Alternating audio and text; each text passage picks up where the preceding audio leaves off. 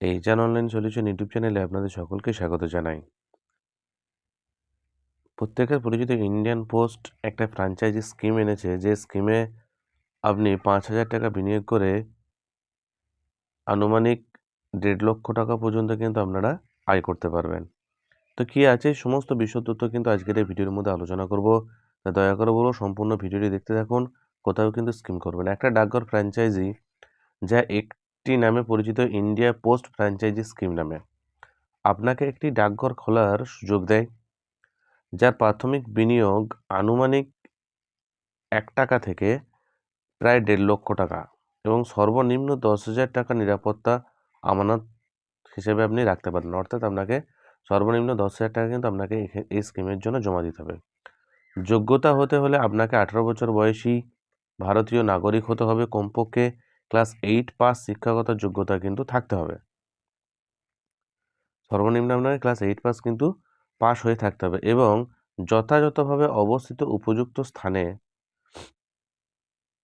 থাকতে হবে। অর্থাৎ আপনার যে অফিসটি করবেন সেই অফিসটির জন্য কোনো একটা যোগ্য অফিস কিন্তু থাকতে হবে, উপযুক্ত স্থানে কিন্তু আপনাকে থাকতে হবে। আবেদনপত্রে অনলাইনে ইন্ডিয়ান পোস্ট অফিসিয়াল ওয়েবসাইটের মাধ্যমে অথবা সংশ্লিষ্ট বিভাগ অফিসে ডাকযোগ জমা দেওয়া যেতে পারে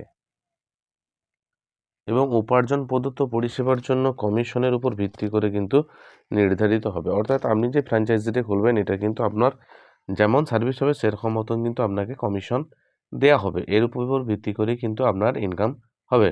তো দেখা যায় যোগ্যতা কী কী প্রয়োজন আছে আপনাদেরকে সেই বিষয়ে জানাবো।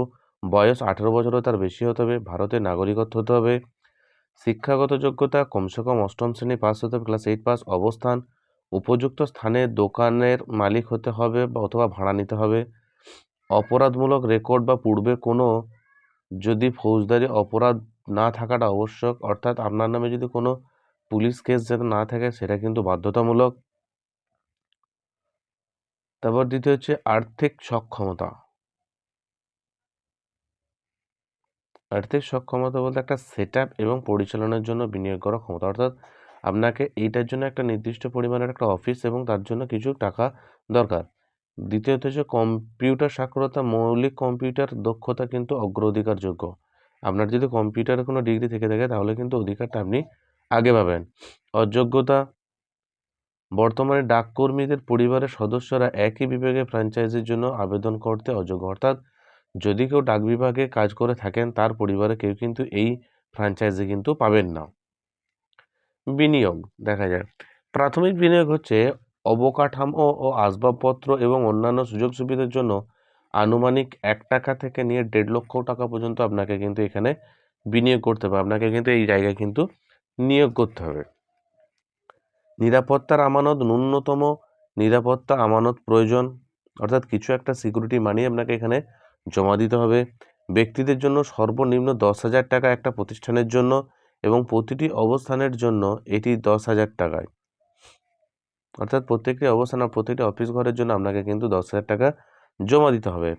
এই আমানত প্রায় জাতীয় সঞ্চয় শংসাপত্র NSC আকারে থাকবে, অর্থাৎ আপনার যে টাকাটা 10,000 টাকা আপনি জমা করবেন সেটা কিন্তু NSC আকারে কিন্তু আপনার কাছেই কিন্তু থেকে যাবে।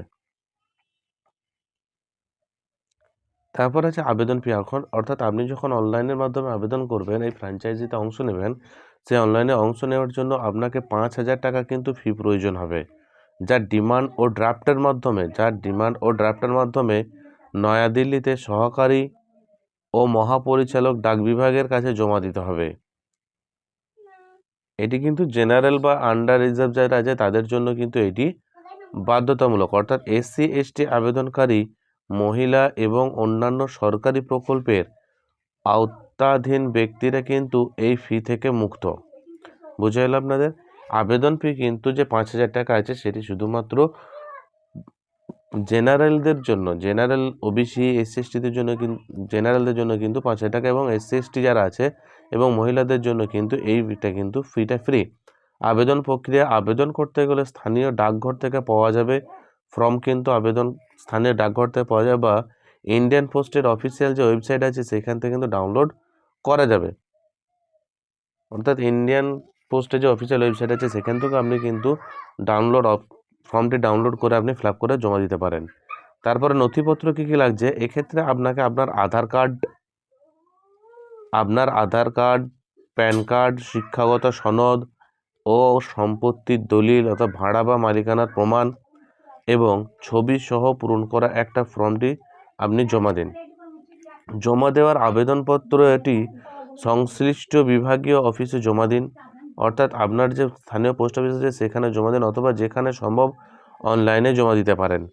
যাচাইকরণ আপনি কিভাবে তার স্ট্যাটাসটা চেক করবেন, ইন্ডিয়ান পোস্টে কার্যরত মূল্যায়ন একটি অন সাইট পরিদর্শন করে সংরক্ষিত সাক্ষাৎকারে পরিচালনা করতে পারেন। আপনি এটি কিন্তু চেক করে নিতে পারেন। চুক্তি নির্বাচন সময়ে ডাক বিভাগের সাথে একটা স্মারকলিপি MOU স্বাক্ষর করতে পারতে আপনাকে একটা যে চুক্তি আছে সেই চুক্তিটি কিন্তু একটি স্বাক্ষর করে নিতে হবে আপনাকে।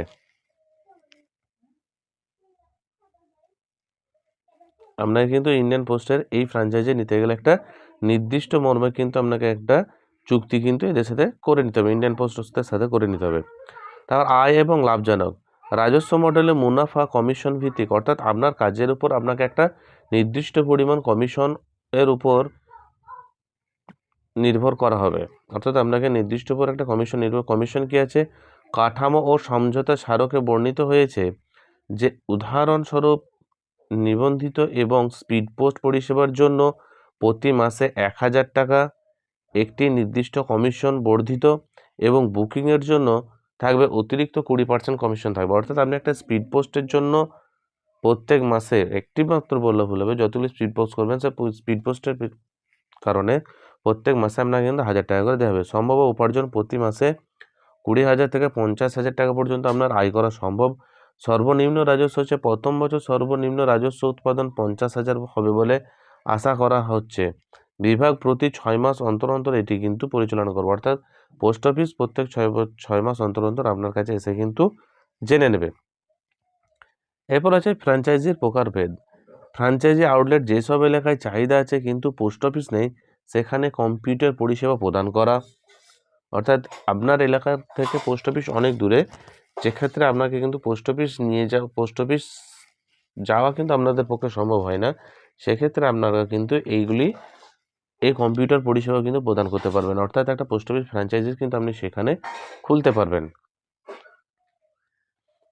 এবং ডাক এজেন্ট, অর্থাৎ যারা ডাক টিকিট ও স্টেশনারি বিক্রি করেন তাদের জন্য, অর্থাৎ পোস্ট অফিস স্টেশনারি আছে এবং ডাক টিকিট আছে সেগুলো কিন্তু আপনারা এখানে বসে কিন্তু বিক্রি করতে পারবেন। অন্যান্য প্রতিষ্ঠান, ছোট ব্যবসার মালিক, ইউটিলিটি স্টোর বা স্টেশনারি দোকানগুলিও কিন্তু এই কাজে কিন্তু অংশগ্রহণ করতে পারেন।